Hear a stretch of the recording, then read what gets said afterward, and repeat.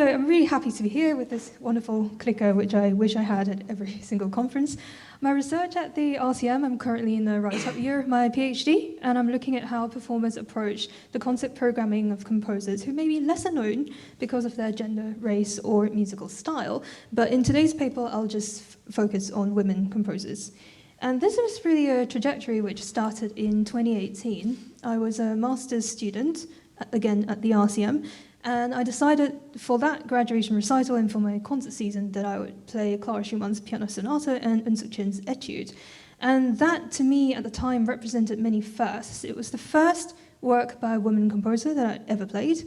It was the first large-scale work outside of the so-called canon that I voluntarily selected for myself. So it represented a certain degree of risk, but also an opportunity for me to explore my interpretative freedom in a way which I couldn't with canonical works, which come with a very fixed set of performance expectations and a very rigid recording tradition. A lot has changed since 2018, particularly in the UK, which is the context in which I work and perform.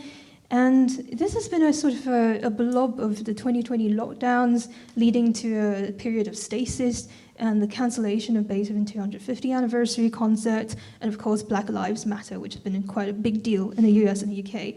And just all these things happening in the same timeline has contributed to a level of social consciousness that perhaps we've never seen in Western classical music for quite a long, long time. And it's contributed to a more widespread move to diversify repertoire, as we can see here from the RCM, which has recently, since 2019 or 2020, started this festival called Festival, as in Festival for All, using a diversity and representation angle.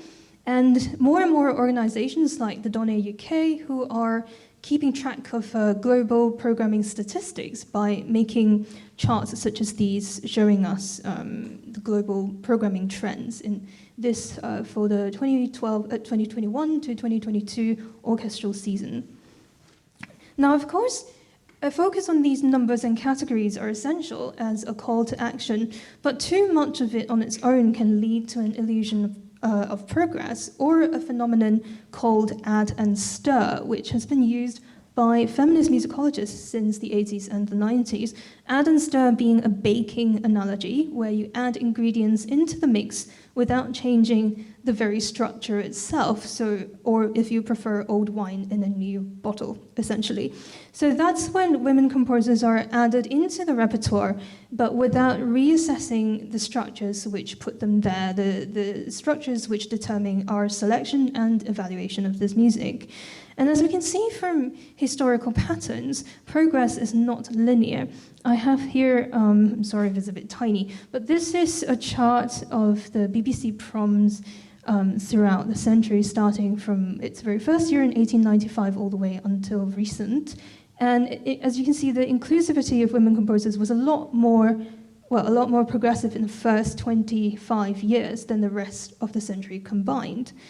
And as it stands, there is a big gap in scholarship on concept programming. We have lots of studies on concept programs in the past, especially of the 19th and 20th centuries, but in these contexts, concerts are usually viewed as events, as historical events. Very rarely have we had concept programming examined as a practice, and that's something that Martin Tröndle's pointed out in his classical concert studies. We have a few case studies by directors, which I've listed here. One by Miguel Marin, looking to challenge listeners and change trends in classical music programming, although he doesn't explicitly deal with gender or race. It's just a matter of programming outside the canon for Marin's work. And we have two studies by Australian new music directors, Joanna Dramatis with school and community orchestras, and Alice Bennett with call-based festivals. But of course, this is dealing with new music, which is a slightly different can of worms, I feel, when it comes to programming. So these two studies do not touch on historical women composers, and no study so far has looked at how performers make these decisions. If we turn to the literature that we have on gender and the canon, or the kind of trajectories that research on women composers has taken in the last 4 to 5 decades or so, a very similar pattern emerges where We have a lot of scholarship that critiques canonical structures which are exclusionary, and we have many which focus on the integration of this repertoire into higher music education. We have lots of discourse on gender theories, but there is still very little on practice.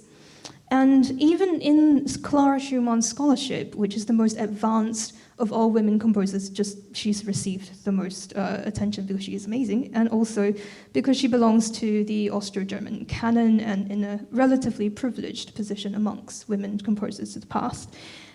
We see a trajectory which starts with validation and visibility through biographies, which place these composers within their historical network and tells us what makes them unique. And then it tends to progress into bringing social lens into musicology, for example, the lens of gender or race, if it's relevant. And then it moves on to work evaluation through score-based formal analysis, and this is typically through comparisons with canonical works, but which may or may not be helpful, although I would say that music theorists have become more flexible and open-minded in the last 2 decades. And this kind of work evaluation is usually done to prove the composer's autonomy and originality in quite established institutional contexts. Where performers do enter the picture is usually through the angle of performance practice. So clearly there is a methodological gap that needs to be addressed if we want meaningful and strategic change that comes with longevity. And the main question that I'm asking through my work is how the performance attitudes and sense of self can influence their selection and concert programming of lesser-known repertoire. And this relationship between internal attitudes and sense of self and externalized concert programming can feed back in a loop. So if you notice, this sub-question looks at how the performer's attitudes can be, in turn, shaped by their performance experiences. And you might notice here that I'm using very, very vague and open-ended terminology, which I remember being questioned by a panel at some point. Attitudes, which I don't specify attitudes towards what specifically. Initially, when I piloted this study, I thought it would be attitudes towards the composer, towards social justice or gender, or any of these more obvious elements, but it turns out that it's towards a wide range of possibilities which cannot be completely assumed at the start of the study, and which is why I've left it very broad. I also use lesser known as a working terminology rather than women composers all the time, partly because I take issue with that label, and also because, again, from pilot interviews which I conducted, I realized that there are some performers who might be playing lots of lesser known repertoire which is outside the canon, but they don't necessarily see themselves as performers for women composers. They see themselves somewhat differently. So that is it for my main RQ. And to match this sort of open-mindedness and to be able to navigate the unpredictable social currents that we have, I've chosen a methodology which is adaptable. It's called autoethnography. Auto stands for self, like autobiography, and ethno stands for culture. So autoethnography is a methodology which examines cultural values and practices through personal experience. And within the study, I play Clara Schumann's sonata in 4 differently themed and programmed concerts. So her sonata is the one constant, everything else changes. My analysis looks at 4 key areas, starting with programming decisions. So that's thematizing, selection of the individual works, sequencing them. That makes quite a big difference to how the program goes. Preparation, which could be anything from practice and listening, interpretation and research. The performance itself on the day, so that could be the concert experience, the embodiment, but also spoken and written notes for the audience to engage them. And then post-concert reflections, which is basically any thoughts I might have afterwards. And this is integrated with a qualitative interview study, which I'm not going to mention today, but the point of integrating autoethnography with an interview study is to position myself as an individual within a network, and I think that's incredibly important, especially when we're thinking on social values, because we are not isolated in our work. So, as a starter, why did I choose Clara Schumann's sonata in the first place? The sonata was written over the Christmas and New Year of 1841 to 42. It was only premiered in 1989 and published in 1991, so there is a 150-year gap in its history. As a sonata, it belongs to a large-scale genre that's historically been labeled masculine, intellectual, and transcendental. But of course, these associations are now changing as we hear sonatas by more diverse composers. It represents a transition in her life from child prodigy to mature artist, leaving her father's control and the joys and imbalances of her marriage, which happened in 1840. Musically, it shows the Schumanns' changing aesthetic values through their joint studies of Bach's well-tempered clavier, classical forms such as string quartets and symphonies, songs, and literature. There are almost no performance directions in the last movement, so performers can put their own stamp on it. I first committed to this sonata for these very many contextual and musical complexities. And over the course of my PhD oceanography, I have positioned her within 19th century virtuosity and Austro-German tradition, in particular here as it's all three of these individuals have been involved in the Bach revival. And, sorry, I'm going to barrel through these three concerts really quickly so I can get to the all-women composers concert, which is the main focus for today. I've also tried moving away from my tendency to privilege stylistic coherence, which is something that I've accumulated over many years of musical training, which is why you see the first program puts her in an Austro-German context as a way to elevate her status. And so in the second concert of my PhD, I tried making space by juxtaposing her with smaller works in Baroque, Impressionistic, and Minimalistic styles. So there is no direct competition orally with a piece that is too similar. And in the last concert, I was presenting her as a protagonist through the Clara Schumann motif, which is that falling fifth motif that musicologists love, and which is quoted in two of her own works, as well as Robert Schumann's and Brahms', and has very often been used in concert programming contexts, but usually placing her in the margins rather than in the foreground. So in this concert, I was trying to foreground her legacies as a performer and pedagogue, to step away from the composer-performer hierarchy. But what I'd never done up until this point was play a concert where I put her amongst all women composers. And this was the third of the four concerts within my study, which I did last summer.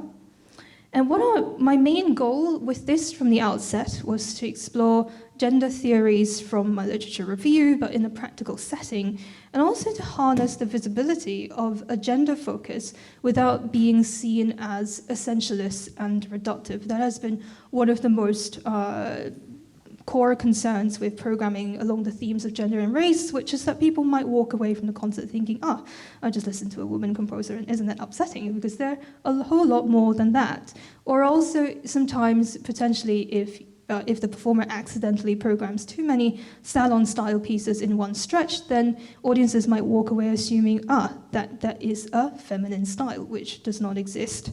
The other risk of programming along very specific demographic categories is that we might overlook the intersection of race, class, nationality, ethnicity, and time period.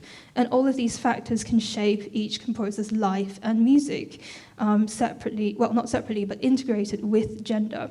So for example here, the careers of romantic composers, Fanny Hensel and Amy Beach, were restricted by their upper class family status and marriage. It was not considered appropriate for them to sustain a professional career making money.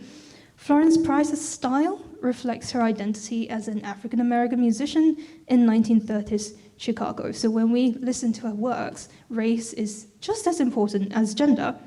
And then we have two vastly different contemporary sound worlds from Kaya Saariaho and our very own Singaporean composer, Emily Ko.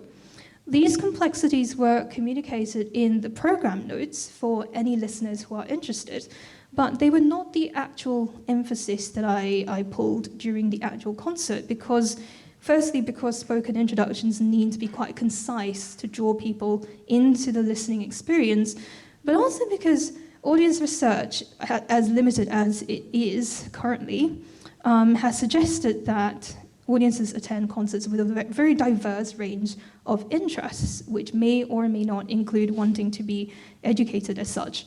And so it's more empowering for both for the composers, but also more inclusive for different types of listeners, if we can offer universal themes and bring them to life through the program design.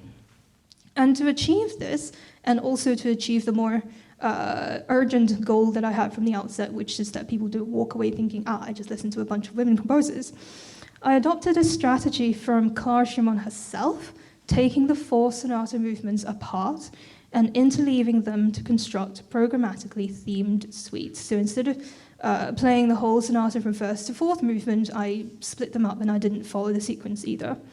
And this is a strategy that, again, I was trying for the first time in this context, which I would not have dared pull off in the past, because it requires quite a lot of the performer's agency in seeing a musical work as fluid rather than having a fixed structure like architecture where sonata forms needs to be set in a certain way.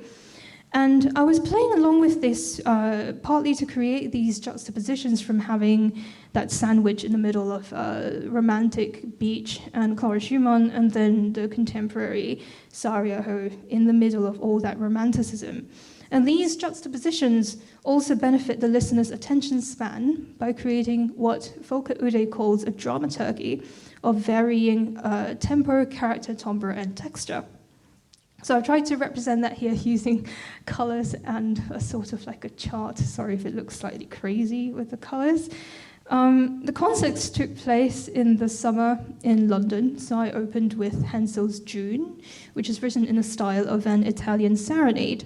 And it's part of Das Jahr, which means the year, and it was a musical diary of her travels in Italy. The scherzo, 3rd movement of Clara Schumann's sonata, ends in subito forte chords, which I used to generate excitement for the central suite. And this was where the crux of the interleaving is. All of these 5 works, Beatrice Dreaming, Clara Schumann's 1st movement, 2nd movement, Sarajevo's Prelude, and Clara Schumann's 4th movement, all of them share themes of song, poetry, and romance. Clara Schumann's Allegro quotes her own lead, "He came in storm and rain."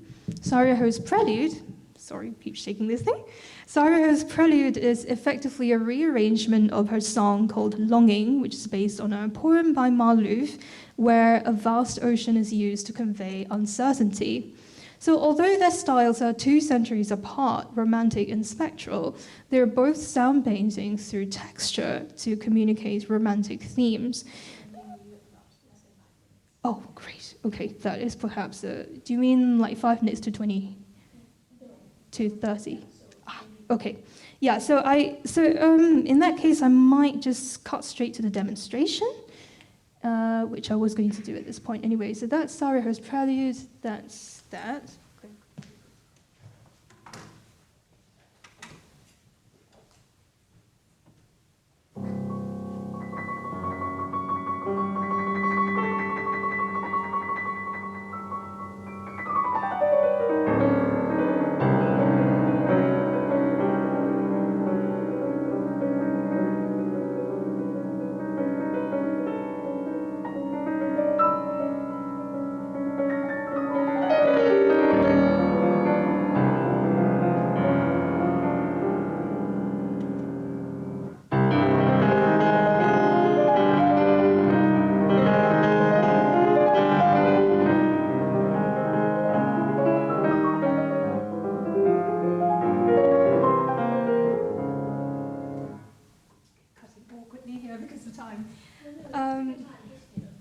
Yeah, sure. So I'm just going to very quickly introduce Chorus Retario, which is inspired by introspection and retrospection, which I drew on to highlight my work, and then Price's Fantasy Neuge, which means black fantasy, a hybrid genre that she used to fuse African-American spirituals with the European fantasy. So through this, I was also moving from more emotional and descriptive themes at the start to more serious ones about identity and advocacy to the end. And the most surprising thing that this concert offered me was a way to move beyond the value-making structures that brought me to Clara Schumann's sonata in the first place, the Austro-German tradition, the sonata form, and stylistic familiarity. When these works are brought together in a concert, they gain value and meaning from each other, which is not determined by size, genre, national tradition, or any of these conventional parameters we use to evaluate individual works. The idea of good music is so subjective anyway and carries so much historical baggage, but do we always need it? And this is where my theoretical framework of decentering emerged from practice.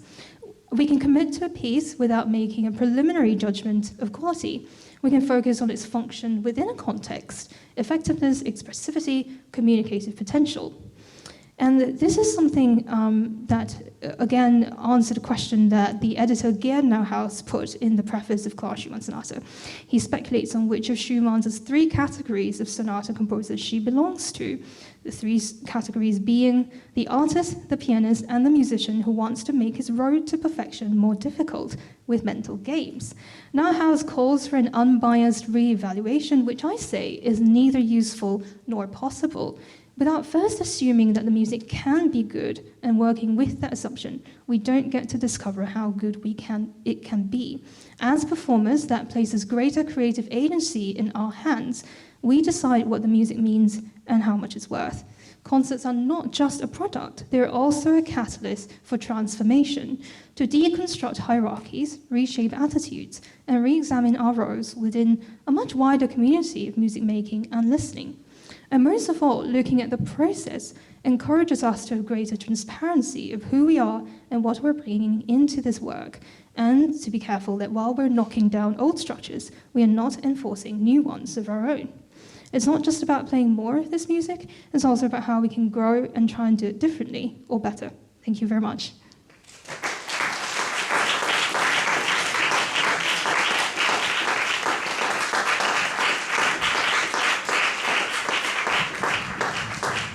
Thanks, Ning Hui.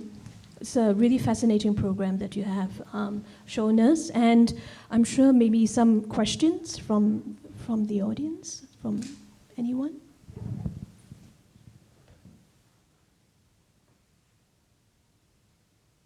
Yes, Greg. I always have questions. Great, wonderful. Thank you. Can you tell us a little bit about how the audience has responded to what it was you're doing with this program? And since you mentioned that as part of the 4 layers at the beginning, can you tell us a little bit how the audience has responded to what you're doing? Sure. So I'm not studying audience's reception in a formal way in this study, but it's something that is considered as part of the autoethnography for a number of reasons. Firstly, it would be methodologically and ethically problematic to study audience reception of concerts that I'm playing myself. But certainly, I think there were some surprises, like, for example, in the concert 3, which I focused on, that perhaps this is part of the cynicism that, as a performer, I hold towards audiences, because I'm playing as a pianist who is not a contemporary specialist, I'm playing in venues which usually listen to tonal music. So I was thinking, how are they going to receive the Sarajevo, which is perhaps for them a bit of a stretch. But that was the piece, perhaps because of the juxtaposition, that was the one that got the most positive feedback. People were very surprised by the change in sound world, and they found that really effective as a listening experience. And I think for audiences sometimes, another thing that again, I'm responding to this question from my point of view because of the autoethno element, but I think sometimes some of the feedback makes me question some of the assumptions that we might hold towards audiences, and also the kind of things that they value when they come to these concerts. Yeah, so audience research is something that I would really love to go into in the future, because there's surprisingly so very little of it. And also, every single time I've presented this paper anywhere, there's always been a question about how did the audiences find it? And I'm like, well, firstly, that's not part of my study. And also, we don't actually have many studies looking at audience receptiveness to unfamiliar music specifically. So I think that would be really interesting for further research. Yeah. Yes, another question from Abigail. Anyway, so I wanted to ask, as you work with the Clara Schumann and as the dialogues with other pieces in different contexts, did you think, were you able to sort of pinpoint how the meaning changes for you as a player, or do you find that difficult to articulate in the study? That is a great question. There is actually a whole chunk in my thesis that will address performance practice and interpretation, even though that's not the main RQ.